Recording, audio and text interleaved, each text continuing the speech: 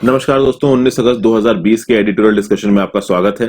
सबसे पहला आर्टिकल जो आज हम डिस्कस करने वाले हैं वो आपके सामने है। Time for India Nepal to make up. यहाँ पे दोस्तों जो व्यू पॉइंट्स निकल के आ रहे हैं ना, ये व्यू पॉइंट्स हैं कनक मानी दीक्षित जी के। अब ये जो कनक मानी दीक्षित है, ये एक राइटर और जर्नलिस्ट है, काठमांडू में एडिटर है वहां की मैगजीन हिमल साउथ एशियन के। तो ऑब्वियस सी बात है, जो इनके व्यू पॉइंट्स होंगे, आप समझ लीजिए कि कुछ कुछ हद तक जो नेपाल के जो पढ़े लिखे लोग हैं, जिनके अंदर नेपाली नेशनलिज्म है, उनके व्यू पॉइंट है। तो इनके व्यू पॉइंट्स हम लोग ये जानने की कोशिश करेंगे, जो काला पानी लिम्पिया धूरा वाला जो इलाका है, उसके बारे में नेपाल में क्या थॉट प्रोसेस चल रहा है, तो इसे देखेंगे। नेक्स्ट जो आर्टिकल है वो है empowered circles, impatience and injustice. यहां पे लोगों की आइडियोलॉजी, लोगों के थॉट प्रोसेस के बारे में बात की गई है।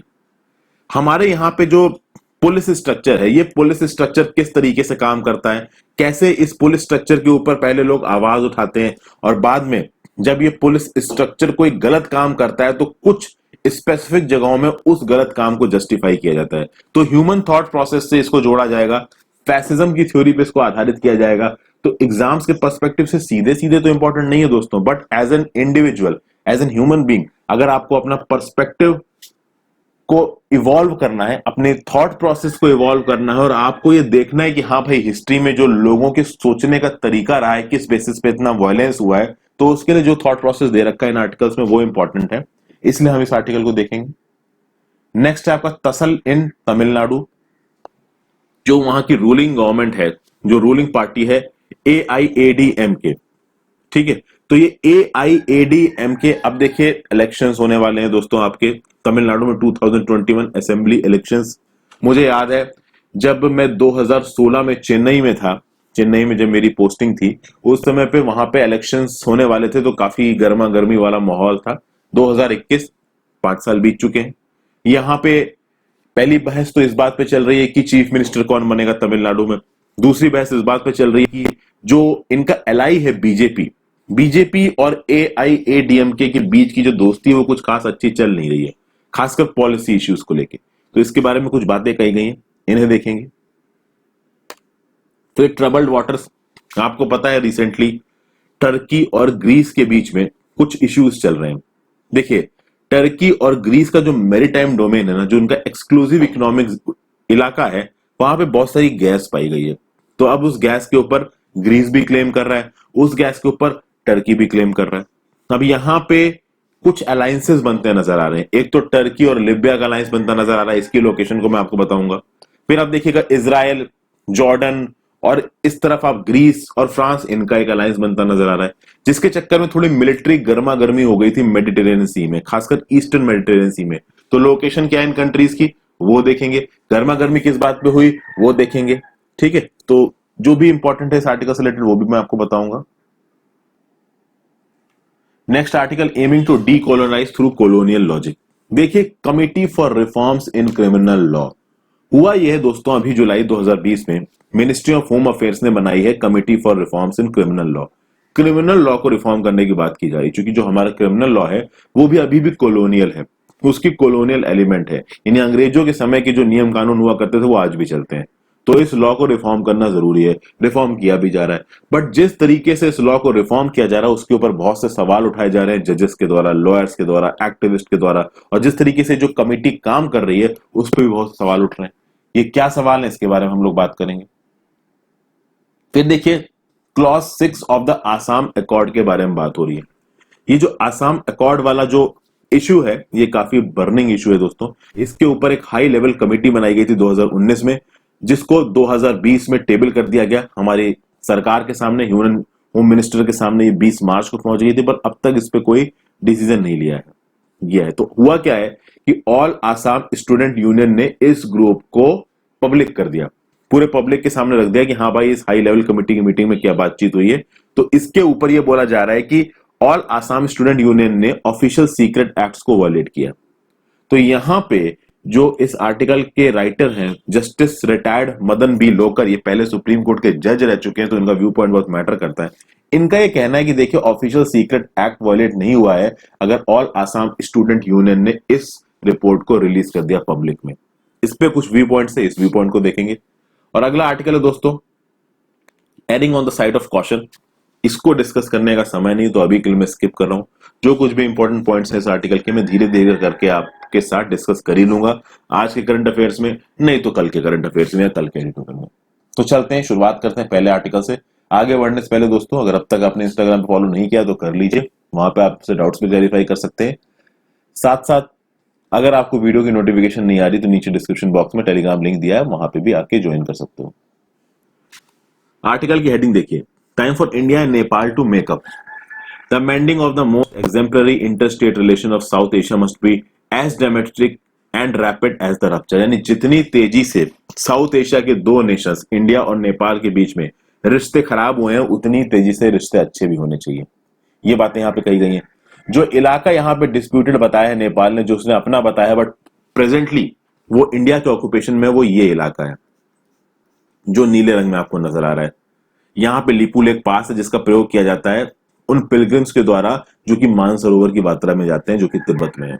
ठीक है दोस्तों, तो शुरू करते हैं इस आर्टिकल को। अब आर्टिकल की शुरुआत कैसे की गई है? नेपाल और इंडिया के बीच में ये डिस्प्यूट चल रहा, और ये डिस्प्यूट ने बहुत जोर पकड़ा था मई में। किस बात पे? लिम्पिया दूरी इलाके की बात पे। आप देखिए दोस्तों, इंडिया की तरफ से ऑथर यहाँ पे ये बोल रहा है, और ऑथर एक्चुअली में यहाँ पे नेपाल की साइड से बोल रहा है, ये समझ लीजिए कि इंडिया की तरफ से नेपाल पे बहुत से इल्जाम लगाए गए हैं कि नेपाल जो कुछ भी कर रहा है, इंडिया को इंस्टिगेट कर रहा है, वहां के प्राइम मिनिस्टर जो इंडिया को इंस्टिगेट कर रहे हैं, वो बीजिंग के कहने पे हो रहे हैं। यहाँ पे कुछ शब्द हैं जिन शब्दों के मतलब को समझने में हो सकता है आपको प्रॉब्लम हो। तो अपस्टार्ट का मतलब क्या होता है?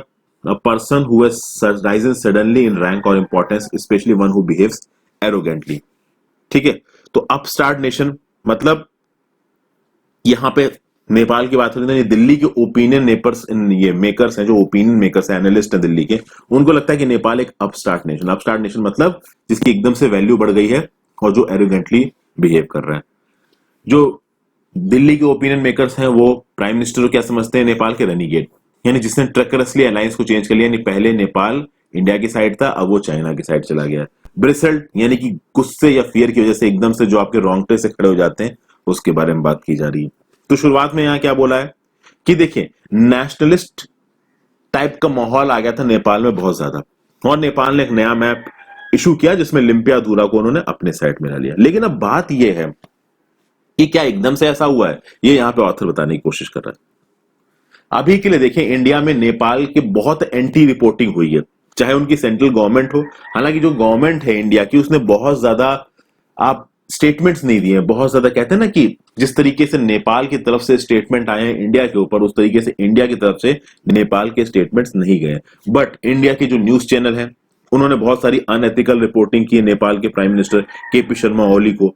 फिर नेपाल के जो प्राइम मिनिस्टर है केपी शर्मा ओली, वो भी कम नहीं है, तो उन्होंने लॉर्ड राम को बता दिया कि वो जिस अयोध्या में जन्मे हैं, वो अयोध्या इंडिया में नहीं नेपाल में। तो इस तरीके की चीजें हो रही हैं। तो एक तरीके से जो रिलेशनशिप है वो आउट ऑफ कंट्रोल जा रही है, और इस हद तक आउट ऑफ कंट्रोल जा रही है कि उसको रोकने की जरूरत है, उसकी डी एस्केलेशन की जरूरत है, ताकि जो इतने समय से कल्चरल फ्लोस चल रहे हैं, सोशल फ्लोस चल रहे हैं, इकोनॉमिक फ्लोस चल रहे हैं इंडिया और नेपाल के बीच में, वो कहीं बंद ना हो जाए।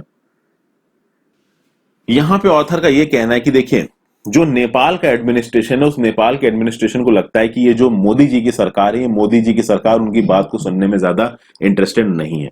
दूसरी बात, इंडिया के जो ओपिनियन मेकर्स हैं, इंडिया के जो पॉलिसी मेकर्स हैं, वो ये जो अपना हिमालय के जो इलाका है ना, उसको एक स्ट्रेटेजिक बफर की तरह मानते हैं, क्योंकि उसके नॉर्थ में तिब्बत है। तो अगर ये हिमालयाज है, इधर इंडिया है और इधर तिब्बत है, तो ये बीच में जितना भी इलाका है, इसको एक स्ट्रेटेजिक बफर की तरह मानते हैं।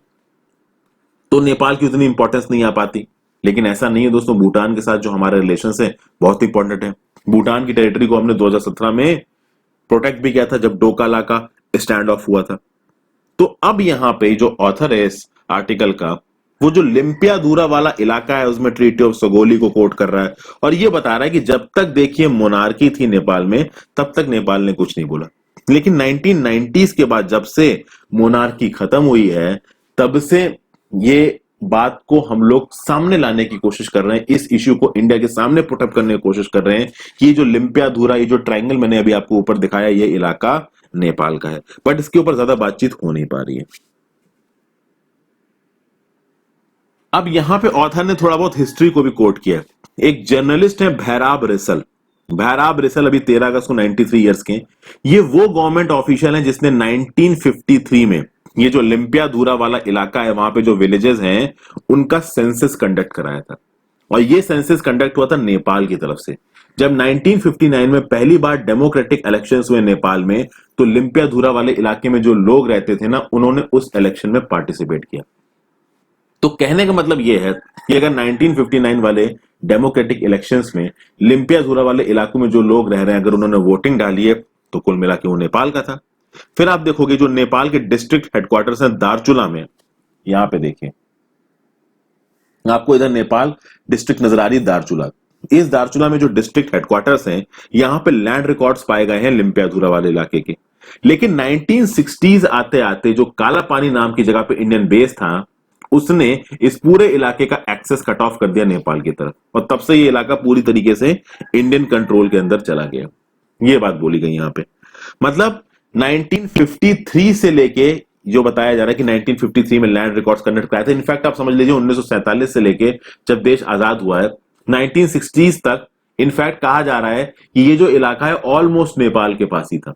लेकिन बाद में 1960s में इंडियन गवर्नमेंट ने नेपाल का जो एक्सेस था इस इलाके में, इसको कट ऑफ कर दिया।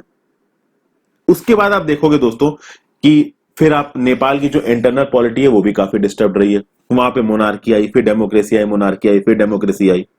1990 में जब प्रॉपर डेमोक्रेसी आ गई, तब ये बोला गया कि हाँ भाई, ये जो काला पानी लिम्पियाधुरा वाला इलाका है ये हमारा है, इंडियंस यहां से बाहर निकल जाएं। लेकिन बात आगे बढ़ी नहीं। प्लस नेपाल क्वाइट डिप्लोमेसी की तरफ बात कर रहा था। नेपाल इस चीज को बहुत ज्यादा ओपन में लाना नहीं चाह रहा था।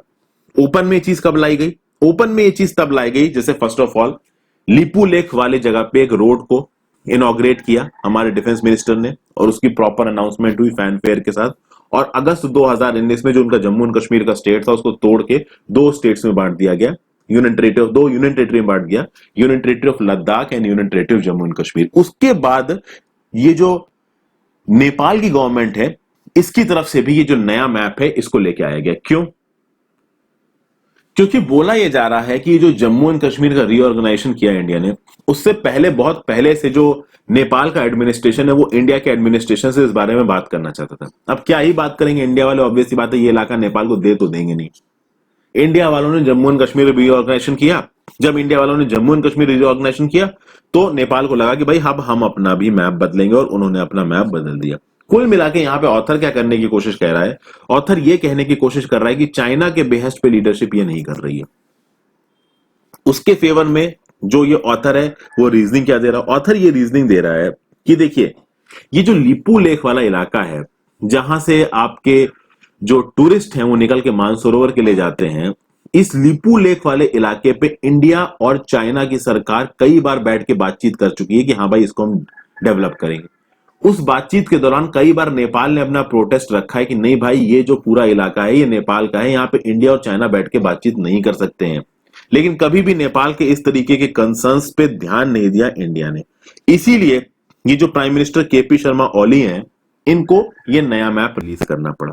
ये भी बोल रहे हैं कि prime minister KP Sharma Oli ने तुरंत पावर में आने के बाद ये मैप रिलीज नहीं किया है। क्वाइट डिप्लोमेसी के थ्रू बहुत लंबे समय तक केपी शर्मा ओली जी ने कोशिश की न्यू दिल्ली के साथ कि इस पर बातचीत हो सके, बट न्यू दिल्ली ने इस पर बातचीत नहीं की। उनकी तरफ से डिसीजन इतनी तेजी से कब आया? जब राजनाथ सिंह जी ने एकदम से लिपू लेक ट्रैक को इनॉग्रेट कर दिया 8 मई 2020 को। यह बात यहां पे कही गई है।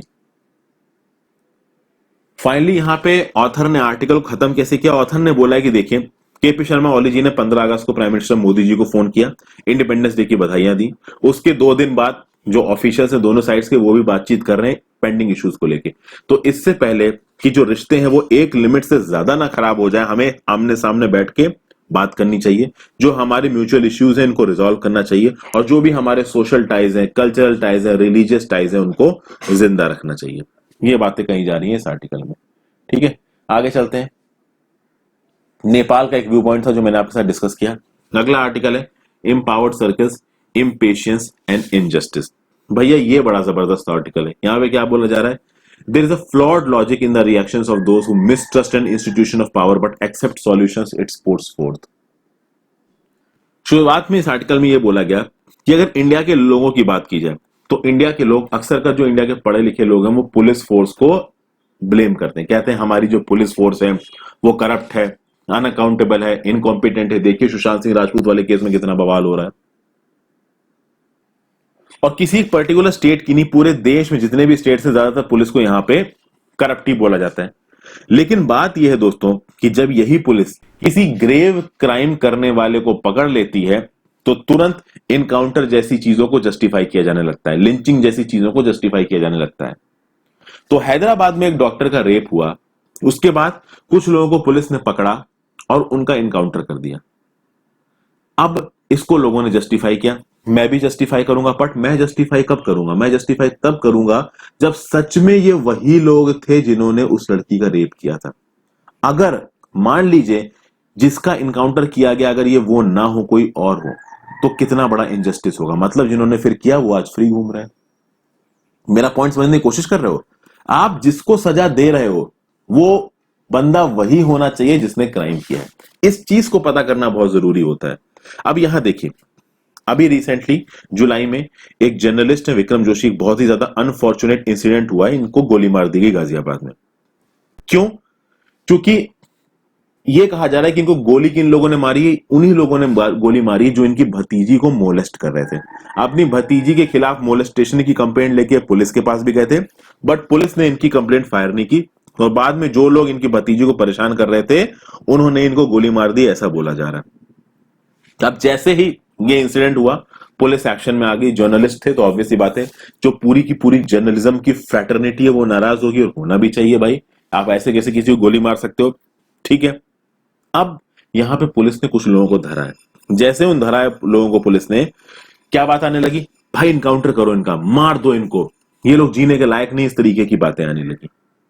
अब यहां पे ये जो ऑथर है वो ऑथर क्या बोल रहा है कि ये जो कुछ भी दिख रहा है ना ये प्रॉपर नहीं है, और ये जो लोग हैं जो पहले पुलिस को क्रिटिसाइज करते हैं, पुलिस को करप्ट बोलते हैं, पुलिस को अनअकाउंटेबल बोलते हैं, जब पुलिस किसी सस्पेक्ट को पकड़ती है तो ये पुलिस को बोलते हैं कि नहीं भाई इसको मार दो, इसको एनकाउंटर कर दो क्योंकि इसने गलत काम किया।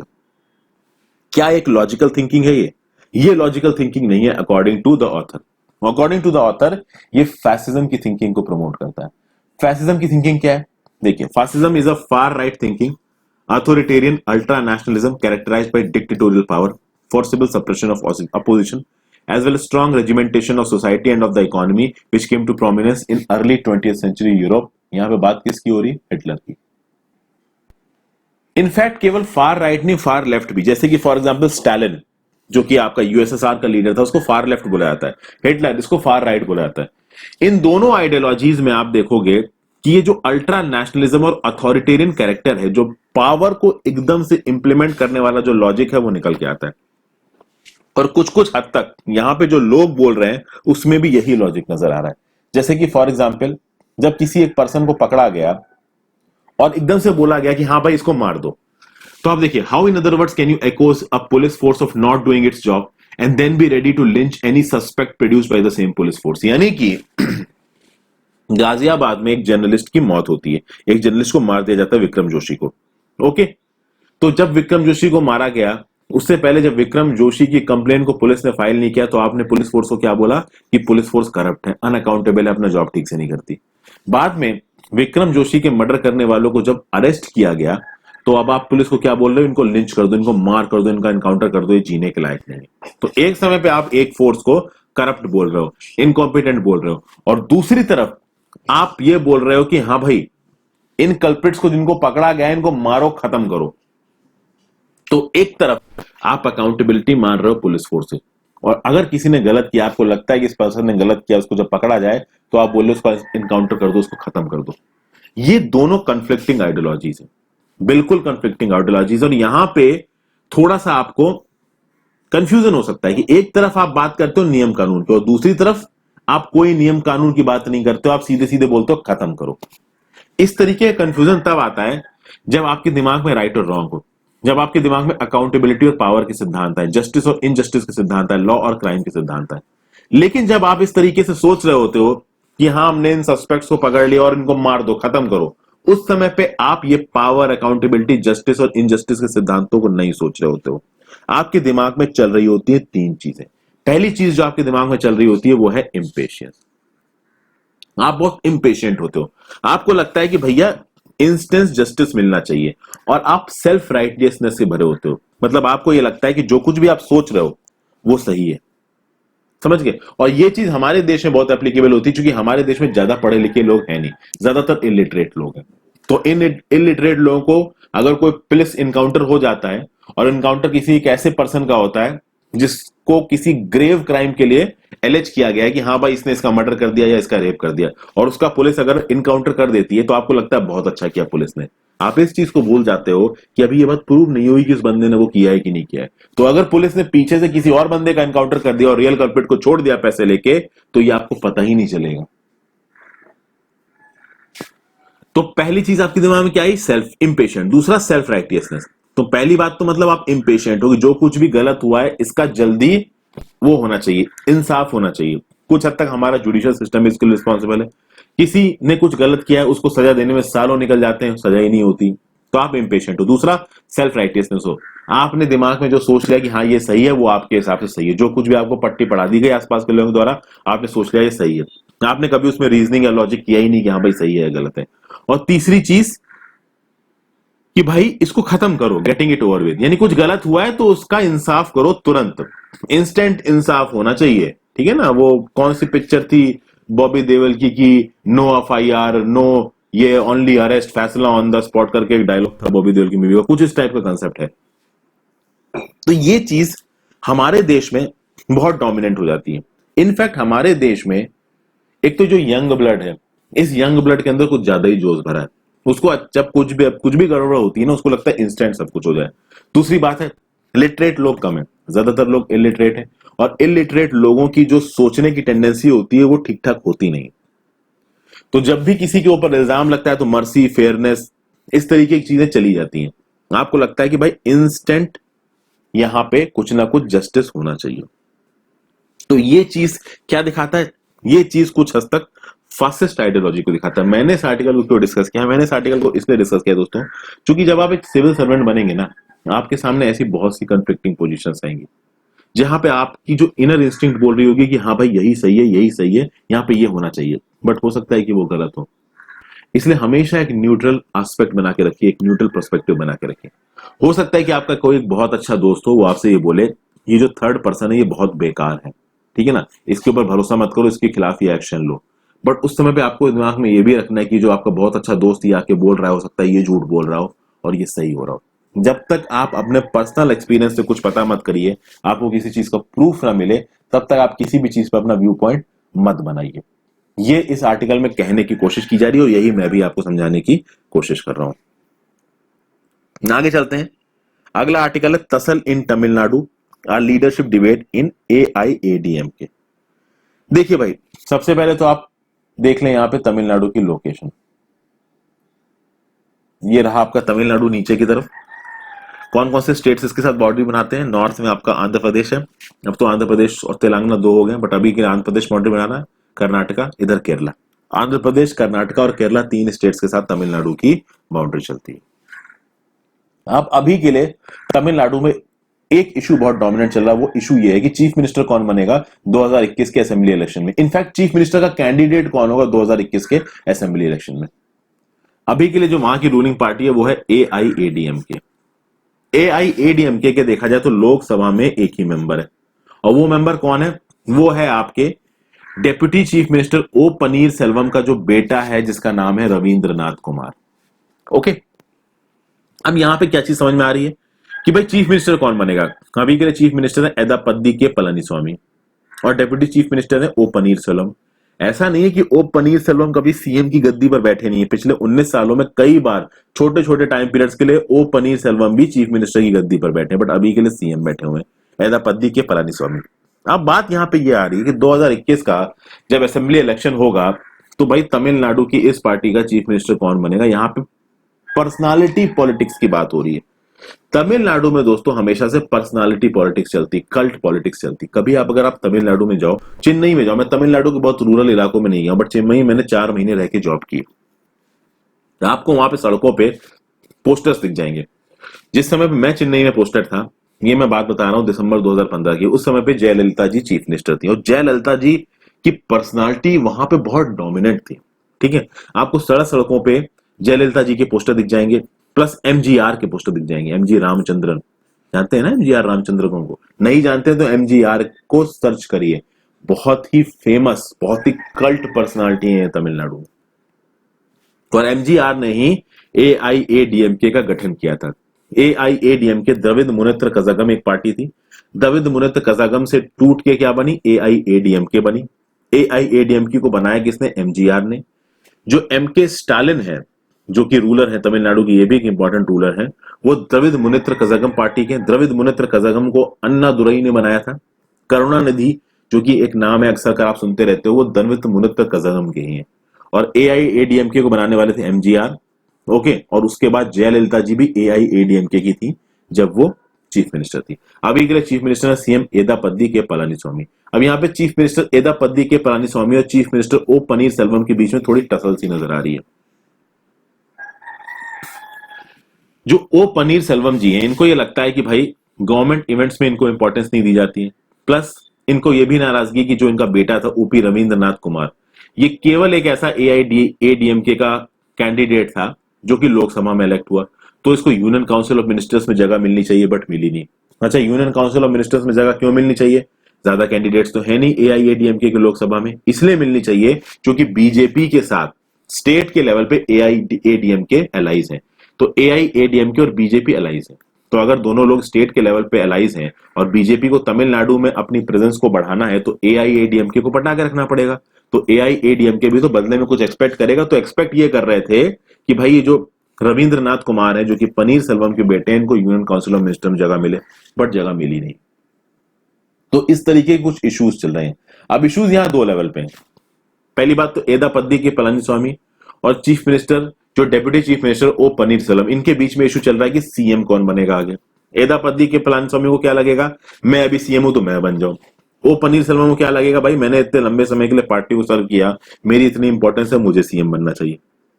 तो एक तो ये इशू चल रहा है। दूसरा इशू ये चल रहा है कि बीजेपी के साथ पॉलिसी बेसिस पे इनकी सांठगांठ हो नहीं पा रही है।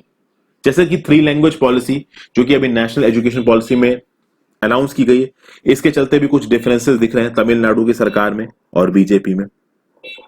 फिर एग्रीकल्चर से रिलेटेड, ओबीसी में क्रीमी लेयर से रिलेटेड, इन सब चीजों को लेके भाई, जॉब्स में, एजुकेशन में कोटा से रिलेटेड, इन सब चीजों में लेके जो बीजेपी, जो कि सेंट्रलाइज लीडरशिप को रिप्रेजेंट करती है, और एआईएडीएमके की स्टेट लीडरशिप को रिप्रेजेंट करती है, इसके बीच में कुछ टसल की स्थिति होती नजर आ रही है। फिर अभी कुछ रिसेंट इंसिडेंट्स हुए हैं कि एआईएडीएमके के जो फाउंडर थे एमजीआर, ठीक है, इनकी मूर्ति पे सैफरन रंग का शॉल चढ़ा दिया गया पुदुचेरी में। पुदुचेरी एक यूनियन टेरिटरी है, यहां देखिए दोस्तों, आपको पुदुचेरी में नजर आ जाएगी तमिलनाडु के अंदर। ओके, तो आगे आने वाले समय में 2021 के इलेक्शंस तक एआईएडीएमके और बीजेपी के बीच में बॉनहोमी कैसी रहती है, पॉलिसी इश्यूज में इन दोनों के बीच में कितना, आप कह सकते हैं, सेम्बलेंस आता है, किस हद तक चीफ मिनिस्टर कैंडिडेट कौन होगा, इस बात को भी डिसाइड करना पड़ेगा। डीएमके इनको कितना अपोजिशन दे सकेगा, इस बात को भी डिसाइड करना पड़ेगा। इन सब चीजों के बारे में कैसी चीजें होंगी, ये फ्यूचर में ही पता चलेगा। आगे चलते हैं ट्रबल्ड वाटर्स। ये जो ट्रबल वाटर्स ईयू और टर्की और ग्रीस के बीच का जो इशू है, इसके लिए पहले आप मैप को देखिए दोस्तों। यहाँ पे आपको नजर आ रहा है ग्रीस, यहाँ पे आपको नजर आ रहा है टर्की। टर्की एक बहुत इंपॉर्टेंट देश है, मेडिटेरियन, एक बहुत बड़ी मेडिटेरियन कोस्ट लाइन आपकी टर्की में। इधर आपके लेबनान नजर आ रहा है, बेरूत है यहाँ पे जहां पे ब्लास्ट हुआ है। इस तरफ है आपका इजराइल। यहाँ पे जो क्रीट करके आपको आइलैंड दिख रहा है, ये ग्रीस का आइलैंड है, ये रहा आपका ग्रीस। और इधर कहीं है आपका फ्रांस, फ्रांस भी यहाँ पे इन्वॉल्व हो गया। और ये रहा लिबिया, यहाँ कहीं पे त्रिपोली। अब एक्चुअली में यहाँ पे हुआ क्या, ये देखते हैं। देखिए, अभी रिसेंटली टेंशंस हैं। टेंशंस कैसे बढ़ी हैं दोस्तों, कि भैया फ्रांस ने भी अपना एक शिप भेजा, टर्की ने भी अपना शिप भेजा। हुआ क्या, जो ईयू के मेंबर्स हैं, जो इनके अलाइज हैं वेस्ट एशिया में, नॉर्थ अफ्रीका में, इनका प्लान क्या है कि मेडिटेरेनियन में जो गैस पैदा होगी उसको यूरोप तक लेके जाना है। लेकिन ये लोग टर्की को बहुत हद तक इन्वॉल्व नहीं कर रहे हैं, ठीक है।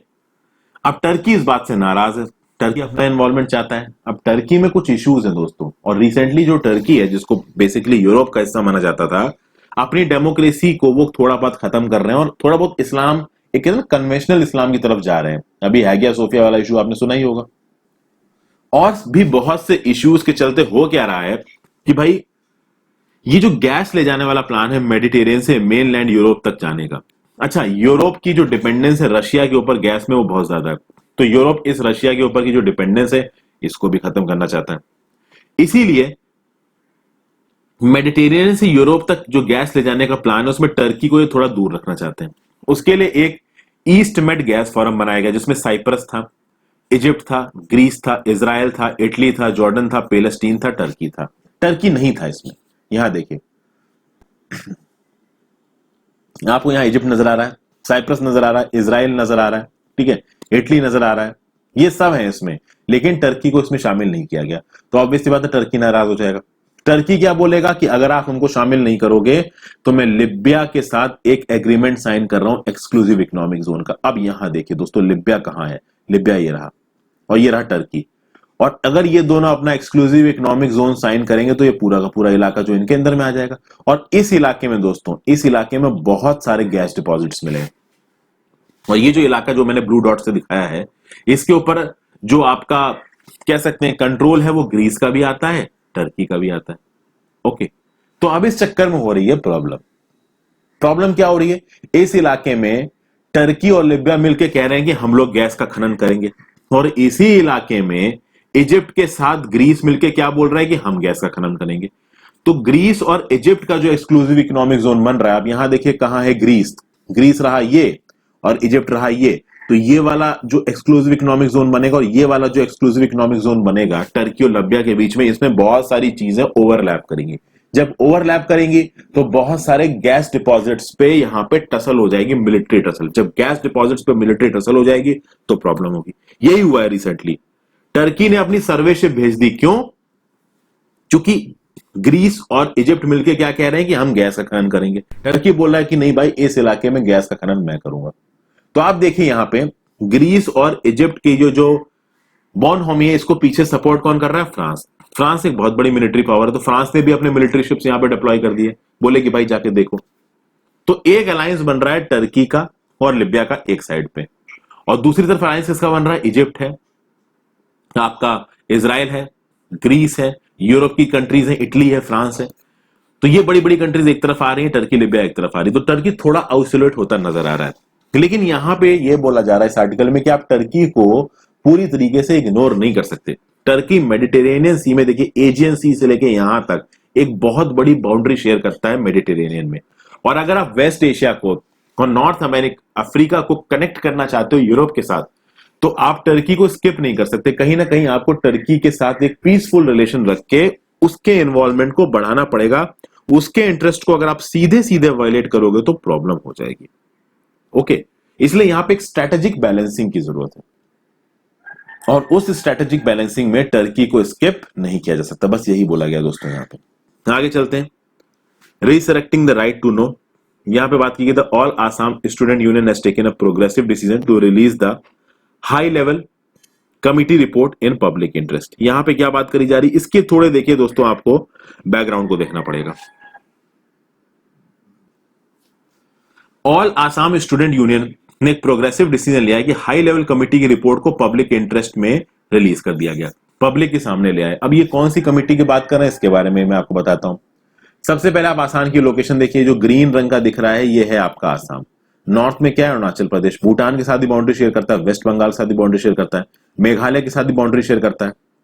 ओके, ये आपकी बांग्लादेश के साथ भी बाउंड्री शेयर करता है, त्रिपुरा के साथ भी बाउंड्री शेयर करता है, मिजोरम के साथ भी करता है, मणिपुर के साथ भी करता है, नागालैंड के साथ भी करता है। ओके, ठीक है, लोकेशन देख लिया आपने। आगे चलते हैं। अब यहां पे क्लॉज 6 ऑफ 1985 असम अकॉर्ड की बात हो रही है। असम अकॉर्ड क्या है? यूनियन गवर्नमेंट और leaders of the all Assam student union के साथ 1985 में एक आसाम अकॉर्ड साइन हुआ था। और इस आसाम अकॉर्ड में क्या था कि 6 साल से ये जो ऑल आसाम स्टूडेंट यूनियन वाले थे ये डिमांड कर रहे थे कि भाई बांग्लादेश से जो इलीगल इमिग्रेंट आके आसाम के इलाके में सेटल हो गए, इनको भैया बाहर निकालिए और आसाम के लोगों को ही आसाम में रखा जाए, ना कि बाहर के लोग आके आसाम में सेटल हो जाए। तो इस इश्यू को रिजॉल्व करने के लिए 1985 में आसाम अकॉर्ड साइन किया गया था। ओके, इस आसाम अकॉर्ड में था एक क्लॉज 6। ये क्या बोलता है? Constitutional, legislative and administrative safeguards as may be appropriate shall be provided to protect, preserve and promote the cultural, social, linguistic identity and heritage of Assam people. ये बात बोली गई क्लॉज 6 1985 में, बट ऐसा कोई लेजिस्लेशन 1985 से लेकर अब तक साइन नहीं किया गया। किसी भी तरीके की कॉन्स्टिट्यूशनल प्रोटेक्शन आसामीज पीपल को मिली नहीं, जैसा कि बोला गया था क्लॉज 6 के अंदर। और अभी भी जो इमिग्रेशन चल रहा था, अभी तो नहीं, क्या लैंड बाउंड्री एग्रीमेंट के बाद इमिग्रेशन बहुत कम हो गया है, लेकिन जो इलीगल माइग्रेंट्स आ जाते थे बांग्लादेश से वो अब आने कम हो गए, बट 1985 के बाद भी वो इलीगल माइग्रेंट्स आते रहे। तो ये जो क्लॉज 6 था आसाम अकॉर्ड का, इसकी कोई वैल्यू नहीं रह गई थी। रिसेंटली इसमें कुछ डेवलपमेंट हुआ, एक हाई लेवल कमेटी बनाई गई। उस हाई लेवल कमेटी में गुवाहाटी हाई कोर्ट के जज थे, कुछ और एडवोकेट जनरल थे नॉर्थ ईस्ट स्टेट्स के। ये 15 जुलाई 2019 को बनाई गई। इसमें क्या बात बोली गई? इसमें यह बोला गया कि ये कमेटी डिसाइड करेगी आसामीज पीपल किससे बोला जाएगा। ओके, इस कमेटी को बनाया गया था क्लॉज 6 ऑफ आसाम अकॉर्ड को इंप्लीमेंट करने के लिए। और इंप्लीमेंट करने से पहले आपको डिफाइन करना पड़ेगा कि आसामीज पीपल कौन है। ये डेफिनेशन पे बातचीत करी इस हाई लेवल कमेटी ने। हाई लेवल कमेटी की जो रिपोर्ट है वो मिड फरवरी 2020 तक तैयार हुई, आसाम की चीफ मिनिस्टर के पास पहुंची और वहां से फॉरवर्ड होकर पहुंची यूनियन होम मिनिस्टर के पास 20 मार्च को। और तब से ये रिपोर्ट पेंडिंग पड़ी हुई है। इस रिपोर्ट के ऊपर कुछ कम्युनिटीज ने अपनी रिजर्वेशंस भी जाहिर की हैं, जैसे कि जो बंगाली मुस्लिम्स हैं जिनको मियां बोलते हैं, फिर जो बंगाली हिंदूज हैं, और साथ साथ जो गोरखा कम्युनिटी के लोग हैं जो यहाँ पे रहते हैं, उन्होंने अपने रिजर्वेशंस को यहाँ पे जाहिर किया है। बोला है कि भाई अगर इस कमेटी की रिपोर्ट को लागू किया गया तो हम बाहर निकल जाएंगे यहाँ से। अब इस रिपोर्ट के ऊपर कोई भी एक्शन नहीं लिया यूनियन होम मिनिस्ट्री ने। जब इस रिपोर्ट के ऊपर कोई भी एक्शन नहीं लिया यूनियन होम मिनिस्टर में, और ये जो ऑल आसाम स्टूडेंट यूनियन है ये फ्रस्ट्रेट हुआ, क्या उसने क्या बोला, पब्लिक में रिपोर्ट कर दिया, पब्लिक में रिलीज कर दिया इस हाई लेवल कमेटी की रिपोर्ट को। और ऑब्वियसली बात, अगर इन्होंने पब्लिक में रिलीज किया है तो कहीं ना कहीं इनके हक में बात कही गई है इस हाई लेवल कमेटी की रिपोर्ट में। सेंट्रल गवर्नमेंट ऑब्वियसली इसको इसलिए नहीं रिलीज कर रही क्योंकि सेंट्रल गवर्नमेंट ने इसको रिलीज कर दिया तो बहुत सारे लोग इलीगल माइग्रेंट्स हो जाएंगे इंडिया में और फिर उनके एक्सपेल्शन की बात होने लगेगी। इसलिए सेंट्रल गवर्नमेंट ने अभी तक कोई भी एक्शन नहीं लिया इस रिपोर्ट के ऊपर। अब यहां पे कुछ बातें कही जा रही है। एक बात तो ये कही जा रही है कि भाई देखिए, ये जो रिपोर्ट रिलीज की है आपका क्या नाम से आसाम स्टूडेंट यूनियन ने, ये रिपोर्ट को रिलीज करना कुछ गलत नहीं है। कुछ लोग ऐसा बोल रहे हैं कि ऑफिशियल सीक्रेट्स एक्ट को वायलेट कर दिया ऑल आसाम स्टूडेंट यूनियन ने इस हाई लेवल कमेटी की रिपोर्ट को रिलीज करके। जो इस आर्टिकल के ऑथर हैं जस्टिस रिटायर्ड मदन बी लोकर, जो पहले सुप्रीम कोर्ट के जज रह चुके हैं, इनका यह बोलना है कि किसी भी तरीके के एक्ट को वायलेट नहीं किया है किसने, ऑल आसाम स्टूडेंट यूनियन ने। इसके लिए कुछ सुप्रीम कोर्ट के जजमेंट को कोट किया है लोकर साहब ने। एक जजमेंट कोट किया है state of UP versus Rajnarayan 1975 का जजमेंट है। एक जजमेंट कोट किया SP Gupta versus president of India 1981। एक जजमेंट कोट किया Yashwant Sinha versus central bureau of investigation 2019। एक जजमेंट तो यूएस सुप्रीम कोर्ट का कोट कर दिया New York times versus United states 1971। तो कुल मिला के यहां पे लोकर साहब ये बोल रहे हैं कि भाई इन एक्शन की वजह से ये जो रिपोर्ट है ये रिलीज नहीं हो रही थी। होम मिनिस्टर ने इस रिपोर्ट पे कोई एक्शन लिया नहीं, वो आगे कब एक्शन लेने वाले इसके ऊपर कोई क्लैरिफिकेशन आई नहीं। तो ऑल आसाम स्टूडेंट यूनियन ने इस रिपोर्ट को रिलीज कर दिया। इस रिपोर्ट के रिलीज होने से नेशनल सिक्योरिटी को कोई खतरा है नहीं, तो जब कुछ प्रॉब्लम है नहीं तो इस रिपोर्ट को रिलीज करके ऑल आसाम स्टूडेंट यूनियन ने ऑफिशियल सीक्रेट्स एक्ट को वायलेट नहीं किया है। यह बात कही गई है इस आर्टिकल में। इससे रिलेटेड जो भी इश्यूज होंगे आगे वो मैं आपके लिए लेके आऊंगा। आगे चलते हैं। Aiming to decolonise through colonial logic, the committee for reforms in criminal law lock subjugated groups out of the consultation process. क्या बोला जा रहा है यहाँ पे? जुलाई में एक कमेटी बनाई सेंट्रल गवर्नमेंट में और ये बोला कि जो हमारा ये क्रिमिनल लॉ है, इस क्रिमिनल लॉ को हम अमेंड करेंगे, क्रिमिनल जस्टिस सिस्टम को हम अमेंड करेंगे। अब ये बहुत बड़ी चीज है। क्रिमिनल जस्टिस सिस्टम को अगर आप अमेंड कर रहे हो तो आप पूरे के पूरे लीगल सिस्टम को अमेंड कर रहे हो, और जब आप एक लीगल सिस्टम को अमेंड कर रहे हो तो उसमें जो गलत चीजें हैं उसको आपको हटानी है। अब जब गलत चीजों को आपको हटाना है, हमारे foundational aspects of criminal system को आपको हटाना है, तो इंडियन सिटीजंस का इन्वॉल्वमेंट होना चाहिए इस नए लॉ को बनाने में। लेकिन बस यही बोला जा रहा है कि जो सेंट्रल गवर्नमेंट जिस तरीके से इस क्रिमिनल सिस्टम को रिफॉर्म कर रही है वो सही नहीं है। डीकोलोनाइजेशन की बात हो रही है यहाँ पे, और डीकोलोनाइजेशन कब होगा? जब हमारे देश का एक बहुत बड़ा तबका पार्टिसिपेट करेगा इस कॉलोनियल लॉ को बदलने में। लेकिन कहा यह जा रहा है कि देश का बहुत बड़े तबके का जो पार्टिसिपेशन है उसको ब्लॉक किया गया है। कैसे? सबसे पहली बात, जो कमेटी बनाई गई है इस क्रिमिनल लॉ को अमेंड करने के लिए, इसको अगर आपको कोई सुझाव देने हैं तो आपको इंटरनेट से देने पड़ेंगे। अब यह बोला गया है कि हमारी देश की केवल 40% जनता इंटरनेट पे इन्वॉल्व है, उसमें भी कश्मीर जैसे इलाकों में अगस्त 2019 से इंटरनेट बंद है, तो वो अपने सुझावों को दे नहीं सकते। फिर बहुत सारे लोग हमारे देश में अनएजुकेटेड हैं, वो ज्यादा एजुकेटेड है नहीं।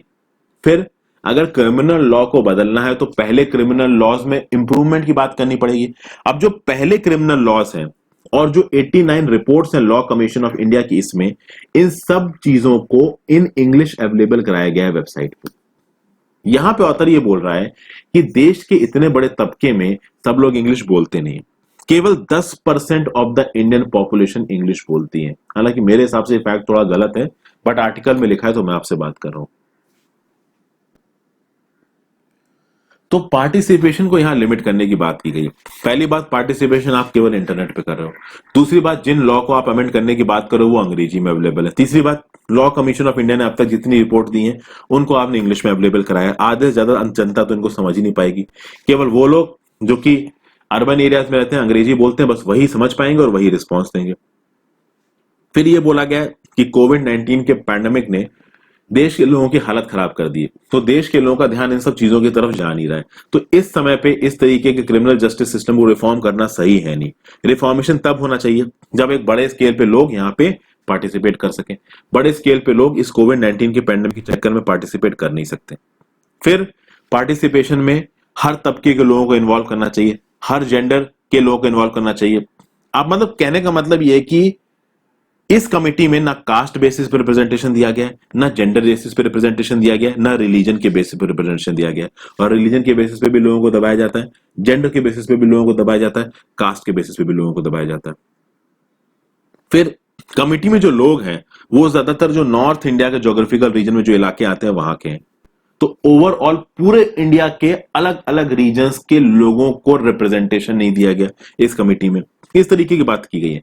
रिलीजियस माइनॉरिटीज को रिप्रेजेंटेशन नहीं दिया गया, दलित और आदिवासी कम्युनिटीज को रिप्रेजेंटेशन नहीं दिया गया, ट्रांसजेंडर पीपल, सेक्सुअल माइनॉरिटीज, इनको रिप्रेजेंटेशन नहीं दिया गया। तो जब आप इनको रिप्रेजेंटेशन दोगे ही नहीं तो कॉलोनियल लॉ को आप कैसे, क्रिमिनल लॉ को आप कैसे रिफॉर्म करोगे? ये सब बातें कही जा रही हैं। फिर एक और बात कही गई है कि देखिए भाई, इन सब चीजों के लिए already law commission of India है, तो अगर इसके ऊपर आपको कुछ डिबेट करनी थी तो आपको लॉ कमीशन ऑफ इंडिया को इन्वॉल्व करना चाहिए था। आपने अलग से एक एड हॉक कमेटी क्यों बनाई इस क्रिमिनल लॉ को रिफॉर्म करने के लिए? इसके ऊपर भी सवाल उठाए गए। फिर जो इसकी वेबसाइट है, ये जो कमेटी है, इसकी जो वेबसाइट बनाई गई है, हुआ क्या कि बीच में इसके ऊपर एक दिन एमएचए का लोगो आ गया, मिनिस्ट्री ऑफ होम अफेयर्स का लोगो आ गया। फिर जब क्रिटिसाइज किया गया तो एमएचए का लोगो हटा दिया गया। तो ये बोला गया कि ये कमेटी तो ऑटोनॉमस तरीके से काम कर रही है, इसमें एमएचए का लोगो कैसे आ गया, मिनिस्ट्री ऑफ होम अफेयर्स का लोगो कैसे आ गया? तो अगर मिनिस्ट्री ऑफ होम अफेयर्स का लोगो आ गया, इसका मतलब तो आप सीधे सीधे सरकार के अंदर काम कर रहे हो, ऑटोनॉमस तरीके से काम ही नहीं कर रहे हो, तो आपकी ऑटोनॉमी पे भी सवाल खड़े होते हैं। ऐसी बहुत सी बातें दोस्तों यहाँ पे आई है निकल के। ओके, डिलिबरेटिव डेमोक्रेसी का मतलब क्या होता है कि एक बहुत बड़े तबके को यहाँ पे रिप्रेजेंटेशन मिला, वो बहुत बड़ा तबका बातचीत करे, आपने आर्गुमेंट्स दे, उस आर्गुमेंट्स के बेसिस पे एक लंबे समय तक डिस्कशन और फिर इसको चेंज किया जाए। प्रॉब्लम ये हो रही है कि जल्दी जल्दी इस कमेटी को कंडक्ट कराया जा रहा है, रिस्पॉन्सेस केवल ऑनलाइन लिए जा रहे हैं और बहुत बड़े तबके को डिलिबरेशंस में पार्टिसिपेशन नहीं दिया जा रहा है। ये सब बातें कही है आरुषि गर्ग जी ने। ये लेक्चरर है क्रिमिनल लॉ में at the university of Sheffield, और ऋषिका सिंघल जी भी इन्वॉल्व हैं जो कि यूनिवर्सिटी ऑफ ऑक्सफोर्ड में लॉ पढ़ रही हैं। तो ये सब बातें कही गई इस आर्टिकल में। दोस्तों आई होप आपको आर्टिकल पसंद आया हो। पसंद आया तो लाइक जरूर कर दीजिएगा, चैनल को सब्सक्राइब कर दीजिए और दोस्तों को साथ इस वीडियो को शेयर कर दें सोशल मीडिया पे भी, और खुद भी बताएं फोन कर करके कि हाँ भाई ये चैनल अच्छा है, देख लो। Thank you for watching friends, have a great day.